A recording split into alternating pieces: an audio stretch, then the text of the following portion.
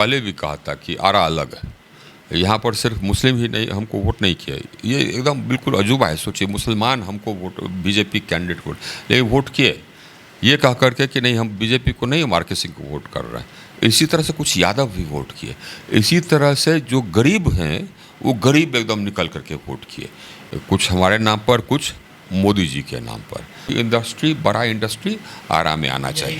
ये मैंने पिछली बार सवाल पूछा था, युवाओं का सवाल है कि नौकरी मिलना चाहिए युवाओं को। हाँ, ये हमारा एक सपना है कि कोई ना कोई बड़ा इंडस्ट्री यहाँ पर आए। जी, तेजस्वी यादव ने ट्वीट कर किया है और उन्होंने लिखा है सोशल मीडिया हैंडल पे कि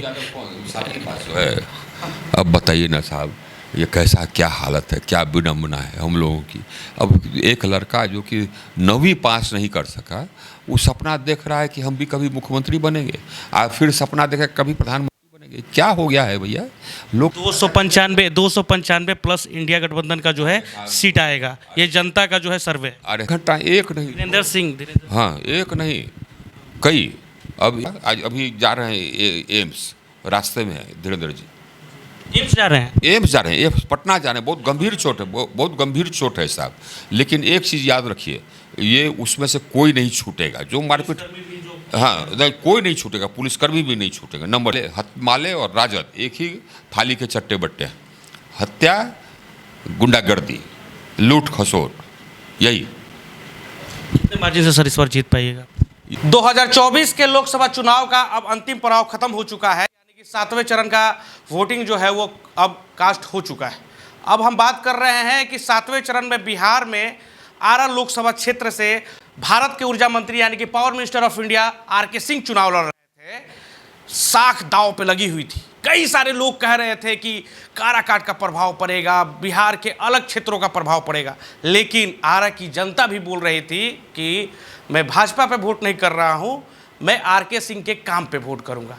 हमने कई सारे पब्लिक ओपिनियन भी, रिव्यू भी दिखाए। अब ये एग्जिट पोल में बताया जा रहा है कि आर के सिंह इस बार सीट निकाल रहे हैं, इस बार आरा लोकसभा क्षेत्र को जीत रहे हैं। तो आखिर इस बार मुसलमानों ने क्या बड़ा खेल किया? क्योंकि कहा जा रहा था मुस्लिम आबादी भी, कई सारे मुस्लिम आबादी के लोग भी आर के सिंह को पसंद करते हैं। वो भाजपा को पसंद करे या ना करे, लेकिन आर के सिंह के कामों को, आर के सिंह के कार्यों को आरा में जिस तरीके से उन्होंने फैलाया है उसको वो पसंद करते हैं।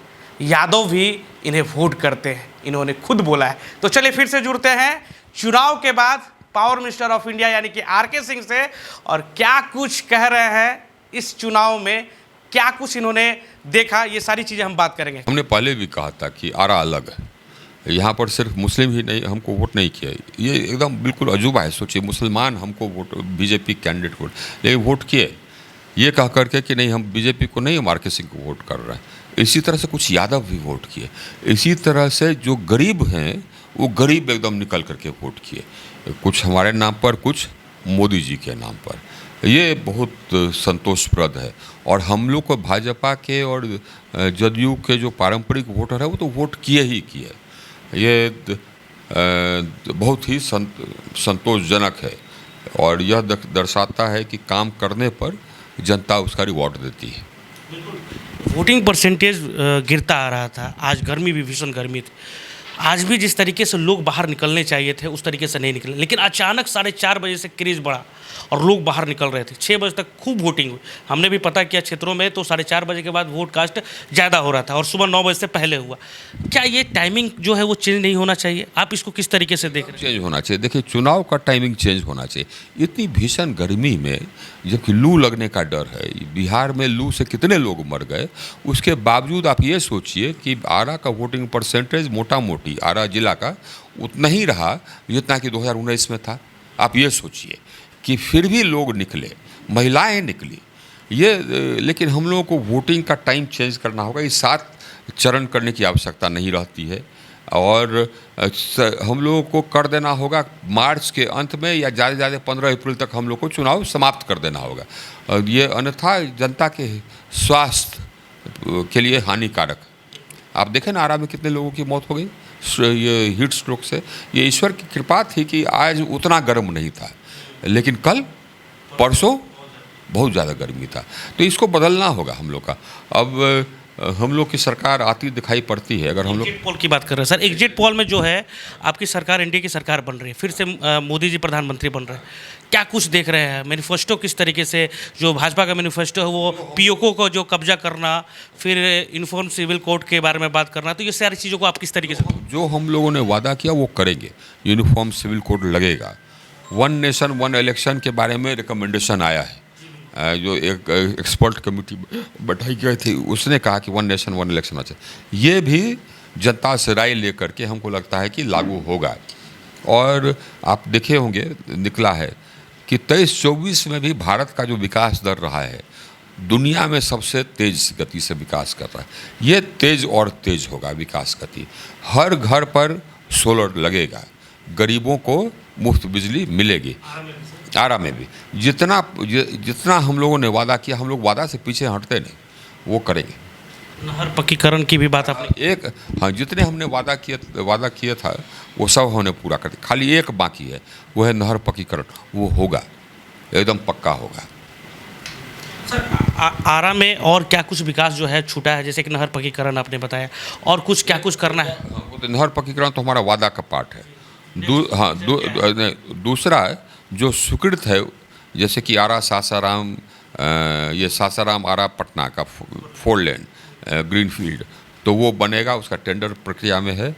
उसी के साथ साथ हमारा रिंग रोड भी बनेगा, आरा का रिंग रोड भी। ये हमने वादा नहीं किया था लेकिन हम बना रहे हैं। उसके बाद फिर एक हमारा ये सपना है कि आरा से सीधे हम ये सिन्हा घाट पार करके एक्सप्रेसवे में, पूर्वांचल एक्सप्रेसवे में कनेक्ट हो जाए, बक्सर से जाने के बजाय। तो उससे करीब 100 किलोमीटर हमारा बचत हो जाएगा, दिल्ली जल्दी पहुंच जाएंगे। तो यहाँ से सवेरे निकलेंगे तो शाम को अपनी गाड़ी से, तो शाम को दिल्ली।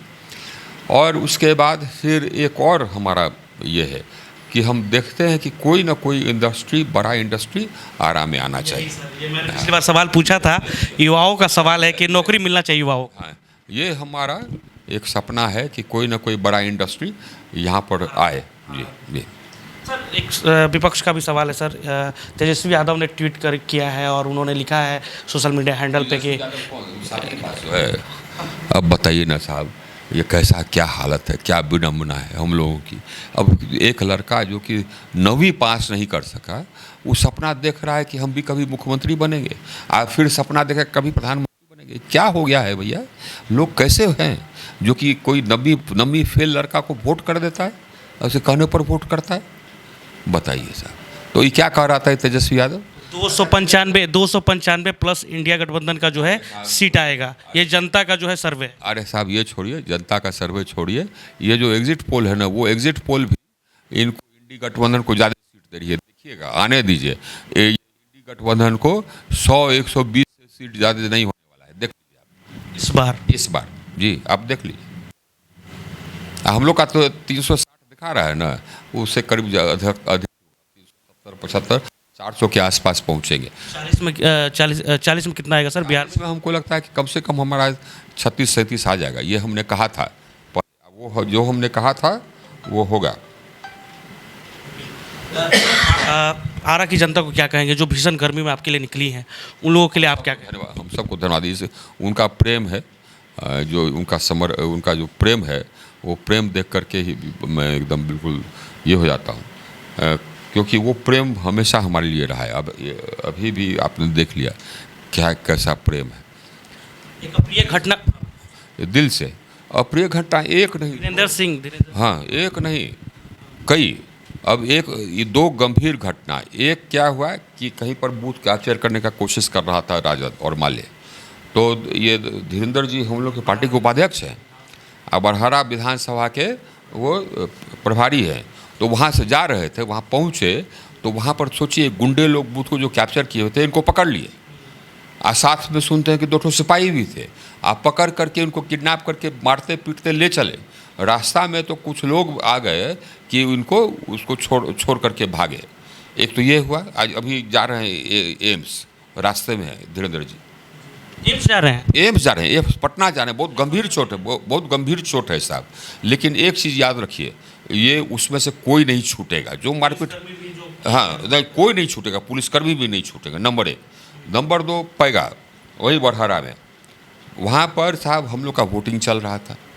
तो उसके बाद फिर क्या हुआ कि उसको डिस्टर्ब करने के लिए राजद और माले के लोग पथराव करने लगे, बूथ पर पथराव किए। उसके बाद फिर एक लड़का ये वहाँ पर जो प्रोटेस्ट वगैरह किया, उसके घर पर पहुँच करके पथराव वगैरह किए। जो खड़ा हुआ घर पर पहुँच करके पथराव करने लगे। तो बेचारा को कोई अगर ये बेचारा का एकदम परिवार वगैरह इसमें था, तो फिर इधर से कट्टा से फायरिंग हुई, ये माले वाले किए, तो उधर से सेल्फ डिफेंस में फायरिंग हुआ।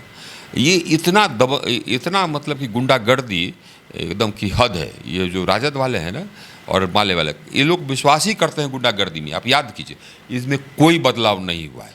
हत्या, गुंडागर्दी, ये उन लोगों का हॉलमार्क है, राजद का भी माले का भी। माले और राजद एक ही थाली के चट्टे बट्टे हैं। हत्या, गुंडागर्दी, लूट खसोट, यही। कितने मार्जिन से सर इस बार जीत पाइएगा? ये सब तो गेस वर्क होगा, होने दीजिए, काउंटिंग होने दीजिए। Thank you. पिछले से ज़्यादा मार्जिन रहेगा? अब I don't know, let me see. लेकिन जीत हम लोग बढ़िया से रहे हैं, अच्छी तरह से जीत रहे हैं। बहुत बहुत धन्यवाद सर समय देने। तो ये आर.के. सिंह थे, पावर मिनिस्टर ऑफ इंडिया, और जिस तरीके से इन्होंने बात रखी है और कई सारे मुद्दे जो थे, खासकर पीओके और जिस तरीके से भाजपा का जो भी एजेंडा रहा है, जिस पे वो चुनाव लड़ती आ रही है, जिस तरीके से भारत में उन्होंने कई सारे वादे किए हैं, तो वो सारी चीज़ें जो है वो पूरे किए जाएंगे। आरा में इंडस्ट्री को लेकर इन्होंने फिर से एक बार दोहराया है कि आरा के बच्चों को, युवाओं को इंडस्ट्री जो है वो जल्द मिलने जा रही है। कई सारे वादे जो हो इन्होंने किए थे वो पूरा किए हैं, और अभी जो है नहर का पक्कीकरण इस बार होके रहेगा, ये भी इन्होंने कहा है। अभी 4 तारीख जो है इंतज़ार है सभी को कि आखिर उस दिन क्या कुछ हो रहा है। अभी के लिए इतना ही। आप देख रहे हैं आशा एक भारत। आपका प्यार समर्थन लगातार मिल रहा है, इसके लिए आप सभी का शुक्रिया। हमारे साथ खास बातचीत में जुड़े हुए थे देश के ऊर्जा मंत्री आर.के. सिंह। धन्यवाद।